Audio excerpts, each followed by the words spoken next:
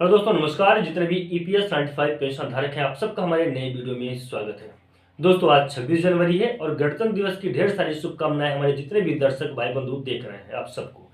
दोस्तों, मैं आपको बता दूं कि लंबे समय से 26 जनवरी का इंतजार किया जा रहा था, क्योंकि 26 जनवरी के दिन ही ईपीएस 95 पेंशन धारकों के लिए कुछ महत्वपूर्ण वादे किए गए थे। आइए जानते हैं कि वो कौन कौन से वादे थे और क्या वो पूरे हुए या नहीं हुए। साथ ही साथ में यह भी जानेंगे कि ईपीएस 95 पेंशन धारकों के लिए प्रमुख कौन कौन सी अपडेट है, उनको आज 26 जनवरी के पावन पर्व पे खुशखबरी मिली है, वो खुशखबरी कौन सी है। ईपीएस 95 पेंशन धारकों को पेंशन की राशि कब तक मिलेगी, इन सारे बातों को, चार प्रमुख अपडेटें हैं, उन अपडेटों को जानने के बाद हम लोग समझेंगे, पूरी की पूरी जानकारी को लेंगे। चलिए दोस्तों, हम लोग बता देते हैं फटाफट से को चार प्रमुख कौन कौन से अपडेट हैं जिनके ऊपर आज हम लोग चर्चा करेंगे 26 जनवरी के पावन पर्व पे। जो पहले नंबर पे है कि 26 जनवरी को बजेगा बिगुल। तो किसका बिगुल बजेगा, क्या पेंशनर्स को पेंशन राशि मिल गई है या नहीं, ये हम लोग जानेंगे अपने आज के इस नए वीडियो में। जो दूसरे नंबर पे है कि पेंशनर्स का विशाल सम्मेलन संपन्न हुआ। यह सम्मेलन कहाँ था और इस सम्मेलन में क्या प्रमुख बातें रखी गई थी, उनके बारे में जानेंगे। दूसरे नंबर पे है महाराष्ट्र के सतारा में माननीय गृह राज्य मंत्री जी ने क्या वादा किया ईपीएस 95 पेंशन धारकों के साथ में, इसके ऊपर भी हम लोग जानेंगे। चौथा नंबर पे है ईपीएफओ और जो राजनीतिक दलें हैं, साथ ही साथ में जो राजनेता हैं, उनके माध्यम से ईपीएस 95 पेंशन धारकों को एक बड़ा सौगात दिया गया है। वो बड़ा सौगात क्या है, ये भी हम जानेंगे अपने आज इसके नए वीडियो में। फिलहाल दोस्तों, मेरा नाम उमाशंकर मिश्रा है और आप देख रहे हैं ओमीटेक यूट्यूब चैनल। दोस्तों, अगर आपने अभी तक हमारे यूट्यूब चैनल को सब्सक्राइब नहीं किया है तो प्लीज चैनल को सब्सक्राइब कर बेल की घंटी को भी प्रेस कर लें। दोस्तों, हमारे यूट्यूब चैनल पे आपको सही, जेन्युइन और आपका टाइम भी मैं बचाता हूं, क्योंकि आपको मैं ऑथेंटिक सही जानकारी और इधर उधर की बातें किए बिना दे देता हूं। तो चलिए दोस्तों, मैं फटाफट से अपने वीडियो को शुरू करता हूं। मैं दोस्तों आपको बता दूं कि 26 जनवरी को बजेगा बिगुल, क्योंकि ईपीएस 95 पेंशन धारकों ने एक बहुत बड़ा ऐलान किया है। ये ऐलान कहाँ किया है वो भी हम आपको बताएंगे। तो राष्ट्रीय संघर्ष समिति ने एक नया नारा लगाया है। वो नया नारा क्या है, यह तो सिर्फ एक झांकी है, रास्ता रोको बाकी है। ईपीएस 95 पेंशन धारकों की पेंशन में वृद्धि न होने की वजह से राष्ट्रीय संघर्ष समिति काफी लंबे समय से संघर्ष कर रही है ईपीएस 95 पेंशन धारकों को उनका अधिकार दिलाने के लिए। तो दो दो बैठकें हुई हैं, दो दो महासम्मेलन हुए हैं, काफी महत्वपूर्ण। आगे चल के हम उनके ऊपर भी चर्चा करेंगे, बात करेंगे।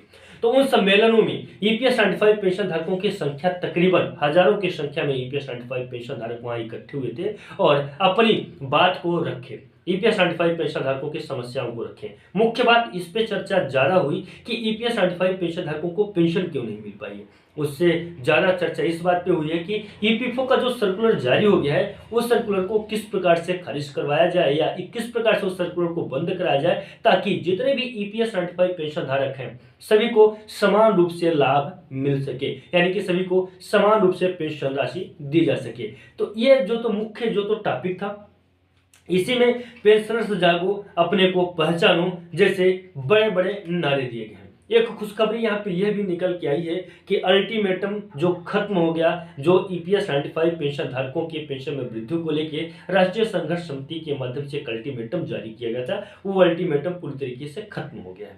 इसके ऊपर विस्तृत जानकारी मैं दूसरे वीडियो में आपको दे दूंगा, उस वीडियो को भी आप लोग देख लीजिएगा। दूसरे नंबर पे है पेंशनर्स का जो एक विशाल सम्मेलन था, एक बहुत बड़ा सम्मेलन था, वह सम्मेलन संपन्न हो गया है। वो सम्मेलन कहाँ था, किस प्रकार से संपन्न हुआ, आइए हम बताते हैं। महाराष्ट्र में ईपीएफओ के अत्याचार के खिलाफ एक विशाल सम्मेलन जो तो वहां पर रखा गया, जिसमें स्वयं माननीय कमांडर अशोक रावत जी आए थे। साथ ही साथ में उत्तर प्रदेश के भी कुछ वरिष्ठ जो राष्ट्रीय संघर्ष समिति टीम के हैं, वो लोग भी वहां पहुंचे थे, वरिष्ठ पदाधिकारी, राष्ट्रीय समन्वयक लोग। ईपीएस 95 पेंशन धारकों को दुखों को रखे, साथ ही साथ में एकत्र होकर ईपीएस 95 पेंशन धारकों को पेंशन दिलाने की बात कही गई थी। अब एकत्र होने से तात्पर्य यह है कि आगे चल के एक लंबा प्रोटेस्ट किया जाएगा, चाहे वो रास्ता रोको से संबंधित है, चाहे यहाँ पे आगे चल के एक नारा और भी दिया गया था कि पेंशनर्स जागो, अपने को पहचानो, यानी कि वोट की ताकत को पहचानने की भी बात कही गई थी। आने वाले चुनाव में ईपीएस 75 पेंशन धारक एकजुट होकर वोट के पावर को दिखाएंगे, यानी कि कहीं न कहीं ईपीएस 75 पेंशन धारक अपने वोट को भी सामने रखेंगे, वोट का भी एक बड़ा हथियार बनाएंगे ताकि ईपीएस 75 पेंशन धारकों को पेंशन की राशि मिल जा सके। तो इसके ऊपर भी हम लोग जो तो अत्याचारों के विरुद्ध जोरदार प्रदर्शन जो किए हैं उसके ऊपर मैंने ऑलरेडी वीडियो बनाया है, वो वीडियो अपलोड शायद अभी नहीं हो पाया, उसे भी आप लोग देख लीजिएगा। आगे मैं चलता हूँ महाराष्ट्र के सतारा में। देखिए दोस्तों, महाराष्ट्र के सतारा में राज्य मंत्री जी वहां पे आए थे, गृह राज्य मंत्री जी माननीय श्री अशोक मिश्रा जी, उनसे मुलाकात हुई। मुलाकात के दौरान ईपीएस 75 पेंशन धारकों ने अपनी समस्याओं को बताया, उनसे अवगत कराया।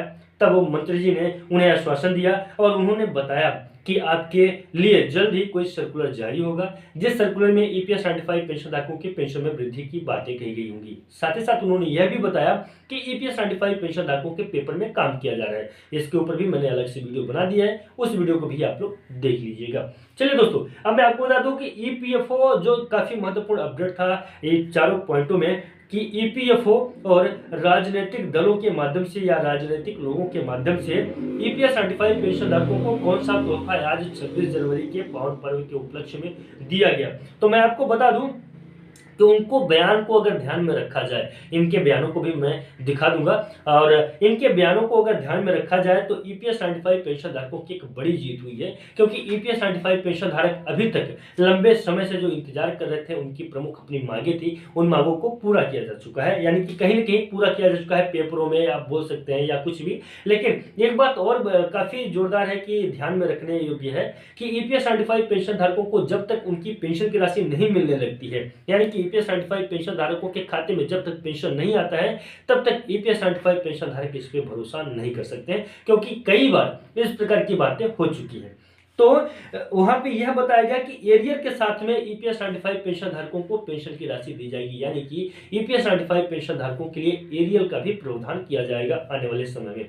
और बजट को लेकर भी एक बड़ी अपडेट है कि ईपीएस 95 पेंशन धारकों के लिए बजट पारित होगा, यानी कि बजट इस महीने मिलेगा। इस साल जो बजट अभी आएगा उसमें बजट का प्रावधान रहेगा ईपीएस 95 पेंशन धारकों के लिए। या हो सकता है कि ये सिर्फ कहा जा रहा है, जहां से पता हमको चला है तो वहां से यही जानकारी निकल के सामने आ रही है। फिलहाल दोस्तों, आपको यह जानकारी वीडियो कैसा लगा कमेंट में हमें जरूर बताइएगा। साथ ही साथ में एक छोटा सा रिक्वेस्ट है कि अगर पहली बार विजिट कर रहे हैं आप हमारे यूट्यूब चैनल पे, तो चैनल को जरूर से जरूर सब्सक्राइब करें।